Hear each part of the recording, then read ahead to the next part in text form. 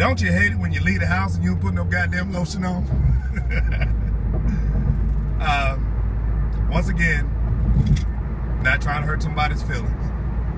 I believe that if you're on this planet and you're not trying to solve problems, then do what you do. But I'm gonna make up a word. Maybe the word doesn't exist because it feels good rolling off my tongue right now that I'm thinking about it. I'm a solutionist. I believe in solving problems because then you can go through life. Everywhere you go, the maximum effective range of human thought or human intelligence is about 50 miles. That's why you notice that around the core center, around a high income, medium income, or low income area, it's about 50 miles strong from the core center. So the average maximum effective range for human intelligence is about 50 miles. Now that can vary based on radio, television, and internet. So depending on who's on YouTube, depending on who's on your television, your news, your favorite TV show, that effective range of that stupidity or intelligence can expand way further than 50 miles. All right, motherfucker, what's your point? This is my point. I have a wonderful alpha male son. Great grades, handsome dude, and I'm not just tooting my own horn. And just a very fearless young man. And I'm very proud of him. I thank God for my son. I have a beautiful daughter, both of my teens. And then I have my twins, which are also beautiful young ladies. And beauty's in the eye of the beholder. I know my kids look good, regardless of what you may think. I know my kids look good because my wife look good, and I'm not bad. So, but I am afraid of what type of world that I am handing my son and my daughters. You know, between this dark skin versus light skin bullshit, and between this, I'm real hood, I was brought up in the hood, raised this, raised that. You know, most of the kids in my neighborhood want to be hood, and I don't understand it. My wife and I, we just don't understand. Like, you're brought up in a great neighborhood, why would you want to be hood? So they can have a story to tell because they listen to the rappers. Maximum effective range can be expanded based on television and internet. That's not what's around them, but that's what they want because it feels that it gives them a badge of legitimacy. The next biggest point I'm gonna bring up, we got some bougie women around our neighborhood. We also have some real ghetto women around our neighborhood. And these factors are known, but we speak to everybody. And that's what it's all about, communication. Because there are barriers in society, the magical land of make-believe that makes you think that this person, because they look this way, acts this way, based on what your experiences are personally, what you see on television and the internet, or what's in front of your face 24/7. Here's my point. Being an 80s baby, I remember when young African females used to reign supreme. Bodies, education, physical fitness, sports, a lot of shit sisters was leading the pack on. You didn't hear too much from Latinos, Hispanic, Mexicans, even white women. Now, you are losing miserably. I will say this, one thing you need to look up in the corporate world, how many women are in PhDs and doctorates other than their MBA? Because MBA is easy. There's so many sisters that got MBAs that don't make no sense. Half of them can't even get a good job. Half of them don't even support the thought process of the MBA.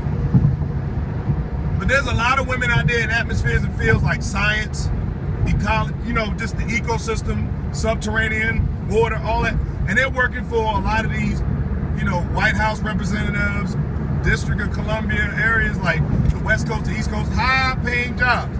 They will never tell you about them sisters because those sisters have broke the glass ceiling. You will never hear about them. But I'm sick and tired of seeing my sisters get handouts. You've let women like Terry McMillan and all these other pro-righteous women who are trying to maintain the supplementary additives that they get on their fucking bullshit-ass books that lie to you and keep you struggling. Let me tell you something. The best way to make money off somebody is to keep a problem going for them and never solve it. If a kid gets beat up in school, tell a kid, have faith, but don't teach them how to fight. They will continue to get beat up in school. That's what your church does. When a woman has a problem with sexual function, sexual nature, sexual choice, getting pregnant, hygiene, what the right look is the right look, what business and street is. How do you dress in a club compared to how you dress in a church? And, you know, outputs may vary. But when you don't have someone to teach you what's right, it's because they didn't have somebody to teach them what's right. So I will have to conclude that since 1900s, a majority of our African American women weren't taught, so therefore they couldn't teach. And what we're riding off is a lot of the attributes that we were given naturally.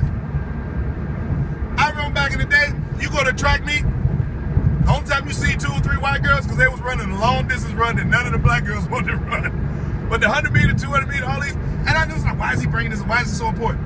It's pride. It's fucking pride. I really do think that the glue and the hair and the nails and all this caked on makeup that you put on in competition for more dick or pussy or hole, whatever you are, I think that's what it is. I really do think that's the psychological output and input.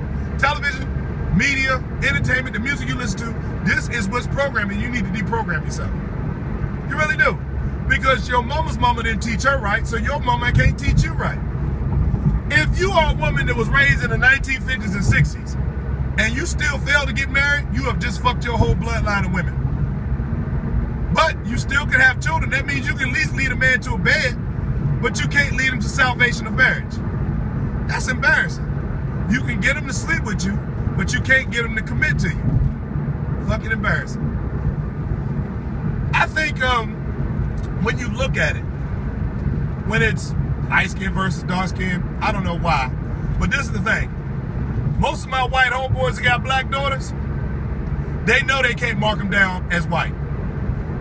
It's not his fault. I think the children should be considered white. She got curly blonde hair and blue eyes. I think she should be considered white.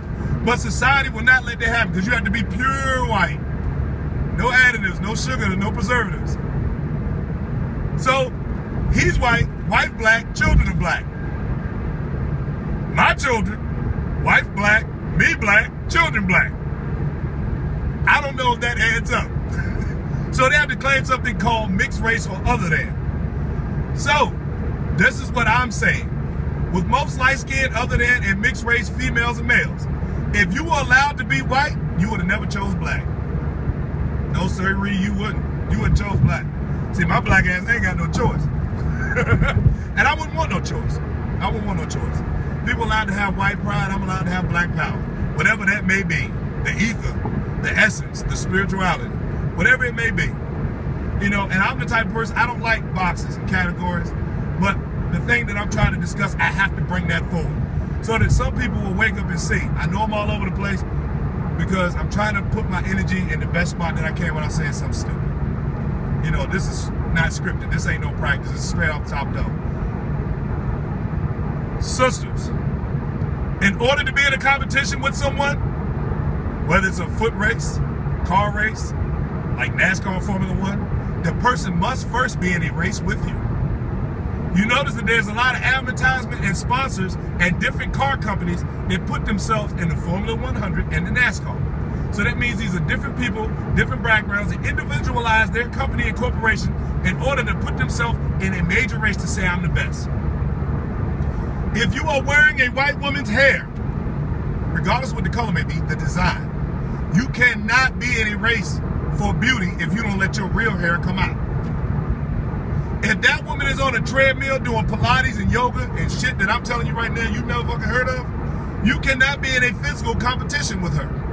If she's getting married and you're not, she's having kids after the tie knot, but you're having kids before you even find a husband, you are not in a race for relationships and authority and saying who's better and who's not. Even if you're a Fortune 500 woman, CEO of a big company, a big corporation, and this lady is just a lawyer or a doctor. She's been married for 16 years to her husband who's a pilot in the Air Force. Or sergeant major this, sergeant major that. And you, who make $300-something a year, can't find a husband. Can't find a man that's willing to be on your side, give you his last name, which your ass will probably hyphenate it. And you're so old that it's too late for you to have children. You must first know that this woman is not in competition with you at all. She's not. You're in competition with her because you're trying to be her. This is one thing you must learn when it comes to being the master and being an apprentice. From the 1960s, since the Women's Liberation Act came out, white women weren't allowed to vote the same as all black people weren't allowed to vote. And then something strange happened. Men back then, between the era of Vietnam, Grenada, and dealing with the civil rights movement, were bringing their little checks home. And I'm gonna call them little because we were mechanics, cab drivers, bus drivers, gardeners, landscapers. We didn't really have any high-profile jobs. We had a couple of brothers up there, but it's always been like that. So since the 1960s to 2000, we still have the same job status by percentage. Somehow, the Caucasian female convinced a lot of sisters to say, you know what, we need to fight for the how we piss, gender, instead of your color. Instead of going with your culture and color, you went with your gender. And what you're doing right now, you're reaping what your mothers did to you. You're reaping it. So they say, girl, come on, join the Women's Liberation Act and lesbianism and everything else that falls in with it. And let's read a bunch of these books on how we hate men. This was engineered by women who have every right to hate men because they were molested, they were fucking raped, they were beat up, they were called they were ugly, and you decided to join that group even though you did not have that painscape that went along with them because you want any popular movement that comes along, just like 5-star chicks and tattoos. Once you got pulled out of your house, ain't shit been right since then. You have to forgive yourself first and take responsibility for your actions and crimes, even if it's an ancestral crime. None of us been through slavery, so you need to stop talking that bullshit. All right? You go through some hard times, and yes, there will be some employers through the Equal Opportunity Act that will not hire you because, i.e., they don't like the way you dress, 2, they don't like your attitude, or they know for a fact by the way you speak, you don't know the game. And that's what I'm telling you. You need to learn the game by the way you speak, by the way you carry yourself. Eye contact, a handshake, getting things done. Presentable. The main thing that I'm trying to tell you is this. I don't see a lot of white women in competition. They may do things after you, like they started wearing weave when she was wearing weave, but they've been wearing weave since the 1940s and 50s in movies. Look at Liz Taylor, Cleopatra. They've been wigs and weaves since 1920s, 1910s. But they started wearing and stacking their hair when you started stacking your hair, even though you stacking somebody else's hair. They started twerking when you started twerking. They consider most things important, whether it's bust implants, breast implants. They want to look a certain way, but a lot of them get it naturally in the gym. I see them in it, man, when I go to the gym, I get so embarrassed because it's like 3 sisters there and 40 fucking white women. And I'm like, well, maybe sisters can't afford the gym. Or maybe they don't want to sweat their hair out. Or just maybe they're too lazy to take care of their fucking bodies. But it just gets tired when you go to a place like Gold's Gym and you see like, man, where the sisters at? It's just me and my wife in there, and I'm like, man, this is fucking embarrassing. But, you know, I mean, it's not, it's just, when you look at the culture as a whole, you don't even see the brothers in there, you know. All they want to do is play ball up. They don't want to learn no MMA. They don't want to learn no kickboxing.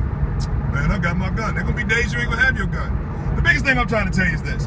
A lot of these women are not in competition with you because they don't consider you competitors. You can't use other people's shit and think you're in competition with anybody. You're not an equal competitor. You must use what is naturally given to you by God and improve on that in order to be a competitor. This one thing is understood with white men and black men throughout the world. We're still dealing with boxing. We're still dealing with MMA, football, best quarterback. But you don't see us on the internet talking about who's better. We just let actions speak louder than words. And that's what almost every Latino, Hispanic, black and white man is out there that's in the world of sports. We let actions speak louder than words. And that goes left unsaid. Sisters, you need to improve. Not all of you, but the majority of you that are on Oprah looking crazy as fuck, that are on these TV shows, you're not the father. The ones that are on YouTube out there sporadically saying this and saying that and not making no damn sense. Because it's not about us no more. We're done. It's about the next generation. It's about the children, the leaders of the day. Those are the ones we need to mentor and teach how to have pride and honesty. And look, well, take that shit off, not for yourself, but for these girls that are behind us. These guys that are behind us. That's all I have to say. I hope you understood it. Peace.